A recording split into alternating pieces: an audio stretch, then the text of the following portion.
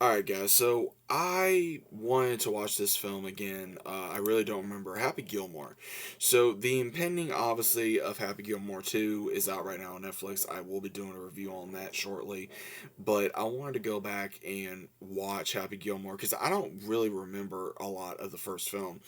And sometimes when you haven't seen a movie in a long time or you sit bits and pieces of this film, you're like, okay, well, I don't really remember, so let me rewatch it. And I did.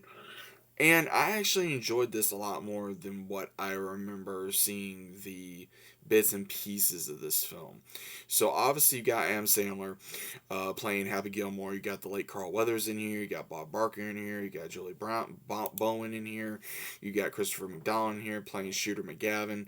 So the entirety of the film is based around Happy. He was raised to be a hockey player, and he's got a heck of a temper. I mean, his dad trained him to be a hockey player, but then his dad unfortunately passes away, and then he has to go live with his grandma. His grandma really took him in, finished raising him, and by the whole iteration of the movie, he finds out that his grandma was not paying her taxes, so the IRS sees it, and they have to go ahead and figure out a way to go ahead and get this money. So he's like, okay, what do I do? So he starts, unfortunately trying to figure out, like, okay, what am I going to do for money? How am I going to save my grandma's house? So what he does is he unfortunately makes a bet with the movers, and then he sees how good at golf he is. This is the first time he's ever done anything like this. And after a lot of hustling, he meets Chubbs, played by Carl Weathers, who is a renowned golfer. And he starts showing him, hey, if you get into this tournament and you win, you'll make money. But if you go further, then you'll make a lot of money. So that's when he really starts like, huh, okay. So he's starting to start showing the game, and he again, there's a lot of funny moments in here. Because again, you got Christopher McDonald in here, and normally a lot of his parts he plays as an ass. I'm gonna say that, but he does a good job out of it. And he thinks, he's hot crap. He's like, oh, and Happy shows up, man. He literally destroys everyone with how good he is at just hitting the golf ball. And then he meets, of course, Virginia, who is his love interest in this film, and she works for the golf tournament program. Now, again, guys, I don't know jack nothing about golf. I don't know nothing. I am not a fan of golf.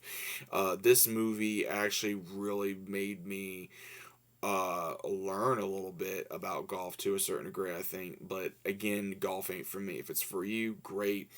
But Adam Sandler really made this a fun movie to watch, with having to deal with not only controlling your anger, but also trying to deal with your insecurities, and also self-doubt and everything of that nature. And then him, really going into this golf tournament and really trying to prove something of he's just not a loudmouth, asinine person, and that he's actually good at golf. And it takes Virginia to really keep him under control, from not trying to drink, to watch your cussing, to not be like a showboat and everything of that nature. But it does not come without issues when McGavin, decides to, oh, hey, I'm going to do this. So he makes Gilmore's life live in hell by, trying to set him up, by trying to get these people to pay.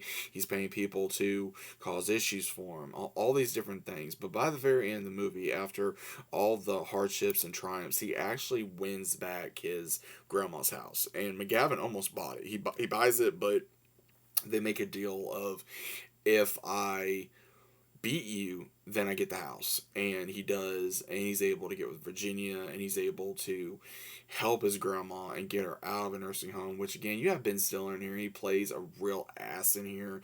Very disrespectful, very, overpowered. And again, you probably have ones like that in nursing homes and other places. And he did a good job on it. I will say that was probably one of his other things. But again, in this movie, and even from what I've seen, Happy Gilmore 2, I still got to finish it up as per this recording. He normally brings a lot of his quote unquote friends. You see Rob Schneider. You see, no, Rob Schneider was not in this film. I'm sorry, guys. Um, But a lot of the ones you normally see with Adam Sandler was not in this movie yet. They were, I think they're in the second one from what I can remember right now. But I want to say this movie I think, one of his first main big movies. I would say I watched Little Nicky, I watched Billy Madison, Big Daddy, etc. before even seeing this film. I mean, I've heard of it through the years, but I never sat down and gave it my full attention. Because again, I'm just not a golf guy. I don't find golf fascinating. I don't find golf interesting. It's very boring to me. It's very confusing, and I never gravitate towards that. But again, seeing this film really made it a lot more enjoyable rather than just watching playing golf. But overall, I think this is a good movie. If you're an Adam Sandler fan, definitely check this movie out before you watch the second one, so that way you can kind of understand the flashbacks and also the importance of some characters and also what they've been through before we go into the second film. So I always recommend that. But let me know what you guys think about this down in the comments. Hope you guys enjoyed, and I'll see you as always on the very next one.